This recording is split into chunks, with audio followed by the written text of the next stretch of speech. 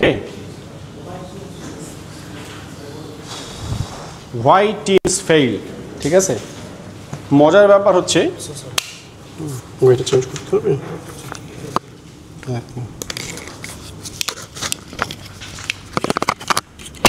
Why teams fail,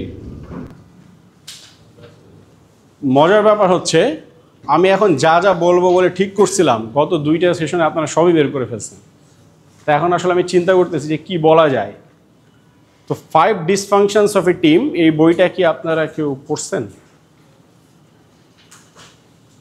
Patrick ল্যাঞ্চিউনির খুব বিখ্যাত একটা বই, উনি একজন টিম কনসালটেন্ট, ঠিক আছে, team management consultant.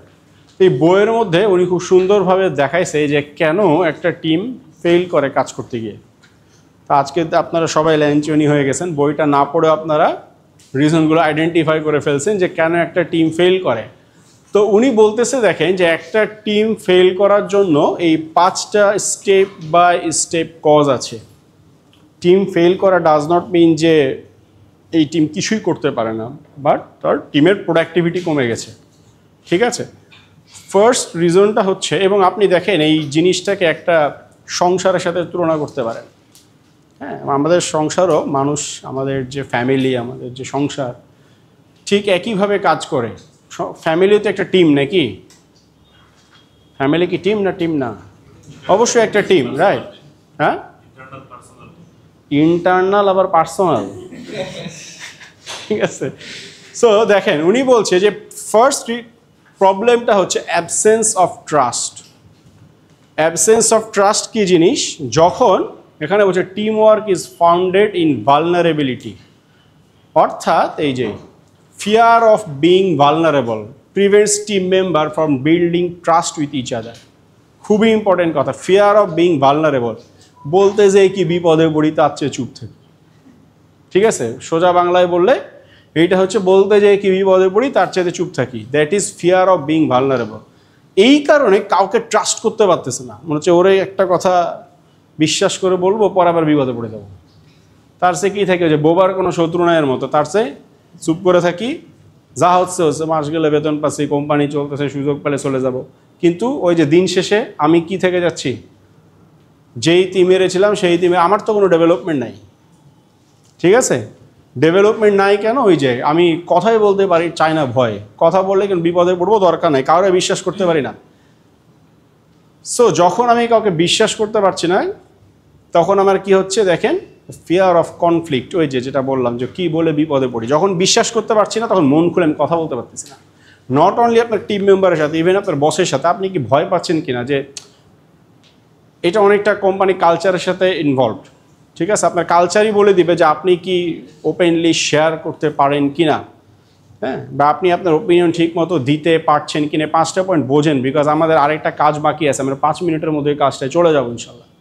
So fear of conflict, হ্যাঁ, যে বিশ্বাস করতে পারি না, যার ফলে আমি মানুষের সাথে কখন কি দ্বন্দ্বে জড়ায় যাবো, ভাই চুপ করে থাকো, দিন পার করে দাও।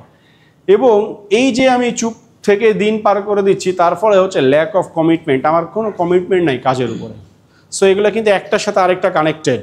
যখনই আমি চুপ করে আছি, মানুষের এই চিন্তা করছি বলতে গেলে বিপদে পড়ে যাব, তখন আমার মনের মধ্যে কোনো কমিটমেন্ট গ্রো করছে না। কমিটমেন্ট থাকবে কিভাবে? কমিটমেন্ট যখন গ্রো করছে না তখন যেটা হচ্ছে অ্যাভয়েডেন্স অফ অ্যাকাউন্টেবিলিটি। কাজও করি না, জবাবও দিব না। কাজ করলেই তো জবাব দিতে হবে না।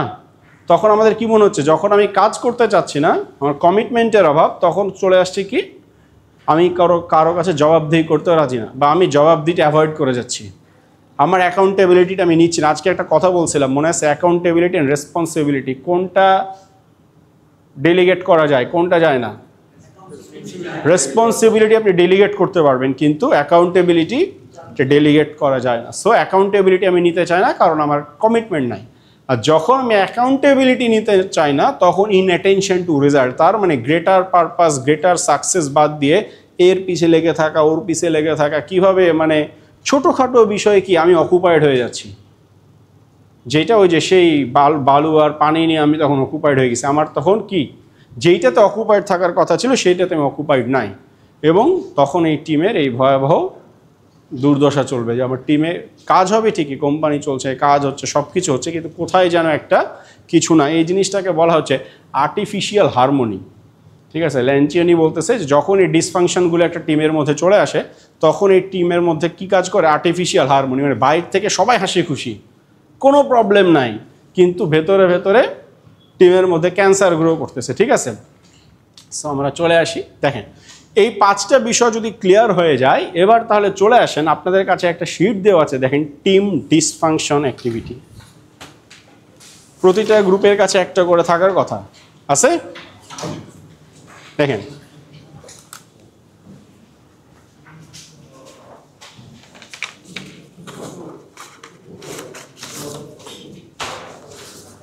এই যে এই শিটটা আছে না সবার কাছে, আপনারা এখন যেটা করবেন, গ্রুপের সবাই একটু কাছাকাছি বসেন। আমি প্রত্যেকটা পয়েন্টে একটা করে সিনারিও বলবো, 1 নাম্বার পয়েন্টে, 2 নাম্বার পয়েন্টে, 3 নাম্বার পয়েন্টে একটা করে সিনারিও বলবো। ঠিক আছে, আপনাদেরকে বোঝানোর জন্য একটা করে সিনারিও বলবো। আপনারা কি করবেন, 3, 2, 1 স্কোর দেওয়া আছে না পাশে, কিভাবে স্কোরিং করবেন, একটু পেজটা উল্টান, পরের পেজে চলে আসেন।